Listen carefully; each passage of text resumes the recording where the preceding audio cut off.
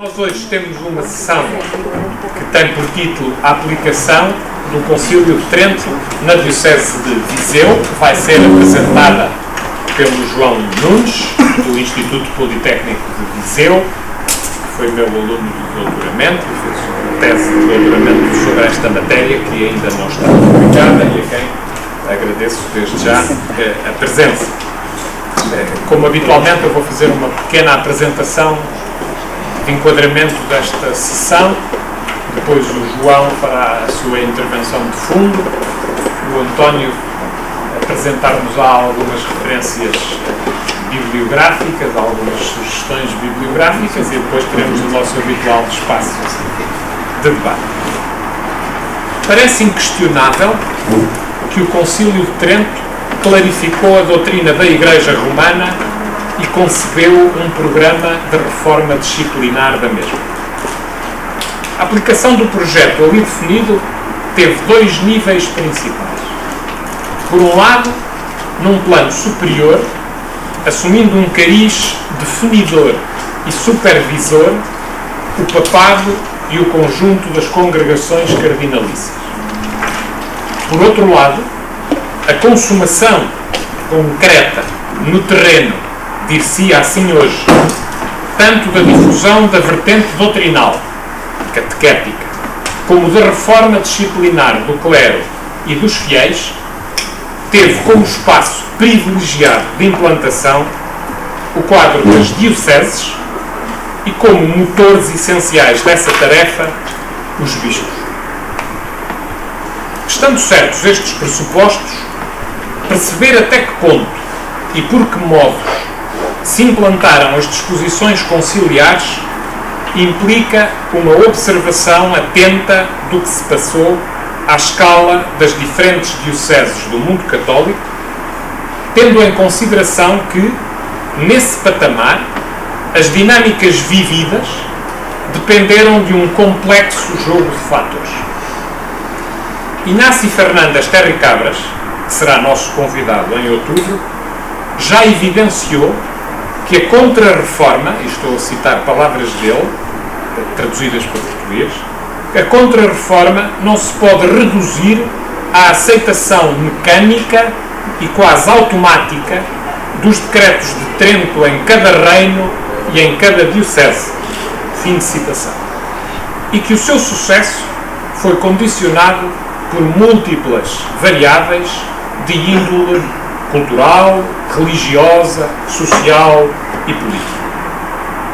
Centrando-nos então à escala de uma diocese, há a considerar variáveis determinadas externamente, isto é, as próprias disposições tridentinas e as normas jurídico-políticas dos diferentes Estados, variáveis dependentes do quadro cultural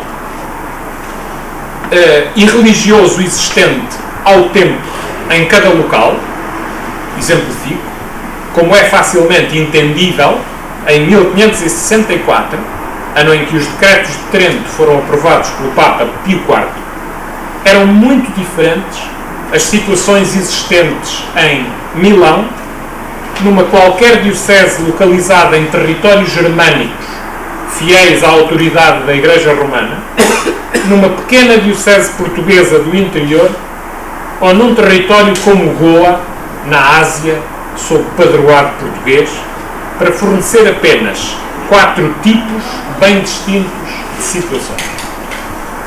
A toda esta gama de diversificadas situações, há ainda que adicionar o perfil, capacidades e estratégias de ação dos principais agentes executores destes programas, nomeadamente os bispos, que não eram, sem dúvida, todos iguais. É este género de observação, centrada num território específico, que se proporá na sessão de hoje. A escolha do espaço a analisar foi fácil. A historiografia portuguesa tem sido parcimoniosa a analisar a questão da aplicação de Trento nesta perspectiva. Optou-se, assim, pelo único estudo de fundo disponível relativo à Diocese de Viseu, que nos será revelado pelo João Nunes. Graças à sua tese de doutoramento, dispomos hoje de uma reconstituição e interpretação dos principais passos dados para aplicar a reforma católica em Viseu até aos anos 30 do século XVII, dos caminhos que os diversos protagonistas deste processo foram seguindo, das resistências que encontraram, das realidades com que se depararam e das mudanças que se introduziram na forma como se vivia o cristianismo e atuou o clero.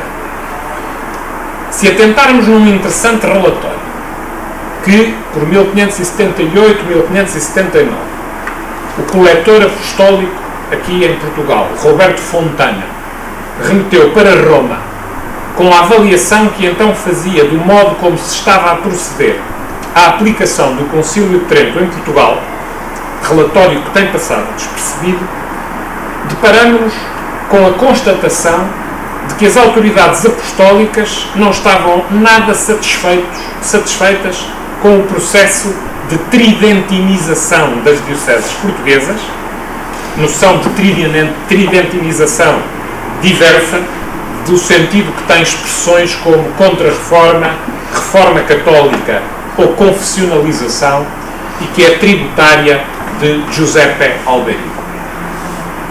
Aos olhos do coletor, voltando ao seu relatório, aos olhos do coletor, e resumo o extenso relatório que escreveu, as falhas eram diversas. Não se celebravam sínodos anualmente conforme prescrito. Alguns decretos sinodais que se aprovavam e originavam constituições diocesanas careciam de revisão. Seminário só existia ainda um em Braga, onde o arcebispo, Dom Frei Bartolomeu dos Mártires, tinha mandado imprimir o texto do sínodo provincial, sem ter sido revisto por autoridades pontifícias, o que ele condenava. Na maior parte das dioceses não havia examinadores para inquirir as qualidades dos providos em benefícios, segundo a forma do concílio. Concediam-se ordens sacras a quem não possuía formação competente nem património. Permitia-se a celebração da Eucaristia em casas onde não havia oratórios decentes. O catecismo romano não era utilizado, por ainda não ter sido traduzido. A maior parte dos bispos não tinham um cônego penitenciário nas suas catedrais, como se mandara em Trento. A justiça secular, em particular a mesa da consciência e ordens, colocava sérias limitações à atuação da jurisdição eclesiástica. Além de tudo isto, Fontana sublinhava que o panorama de realização das visitas pastorais era desastroso. Alguns bispos nunca tinham visitado a diocese pessoalmente. Outros faziam-no de modo negligente.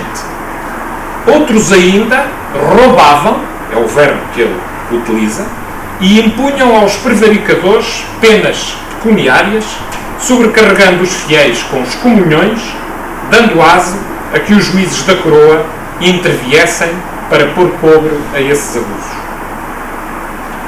No Império, prosseguia Fontana, a situação ainda era mais dramática.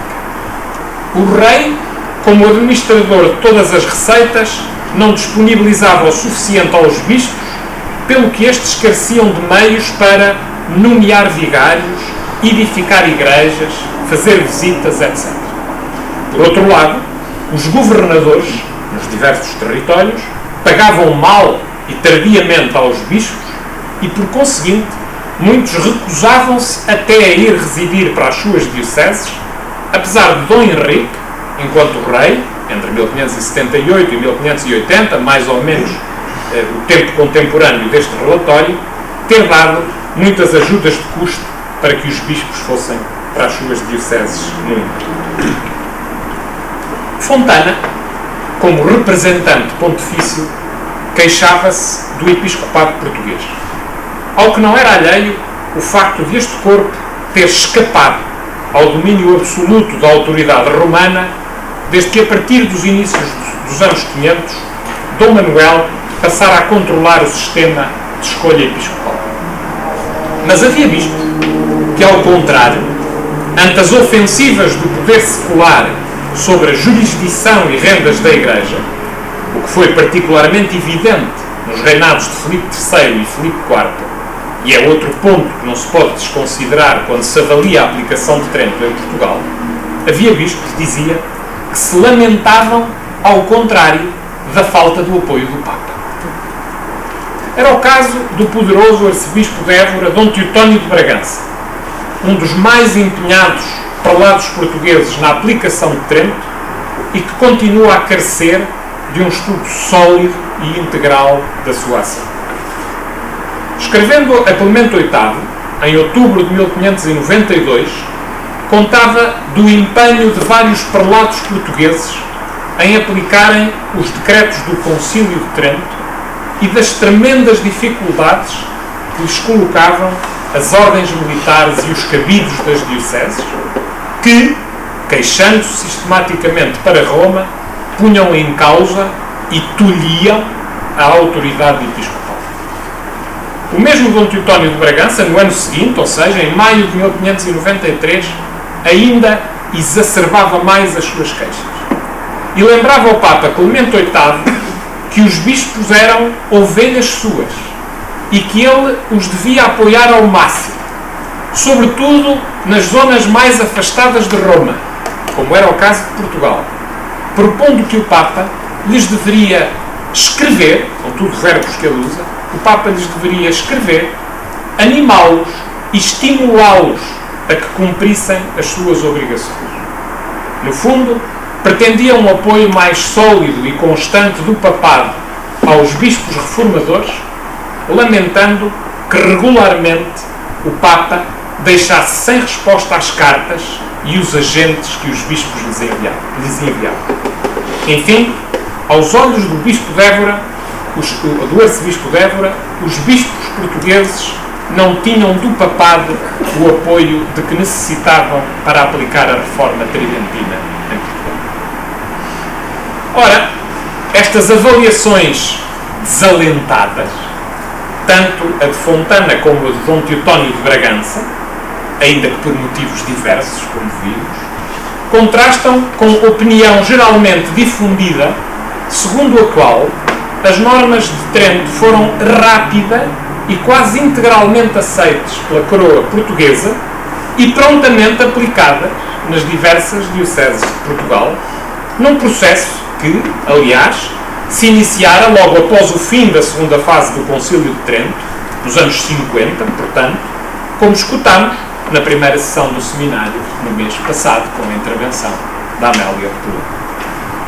E não se deve ainda esquecer que o final dos anos 70 e o início da década de 80, época decisiva para a aplicação da reforma tridentina, viu muitos bispos afastados das suas dioceses e empenhados na vida política conturbada do reino, desviando-os assim dos esforços mais intensos de reforma que tinham que aplicar.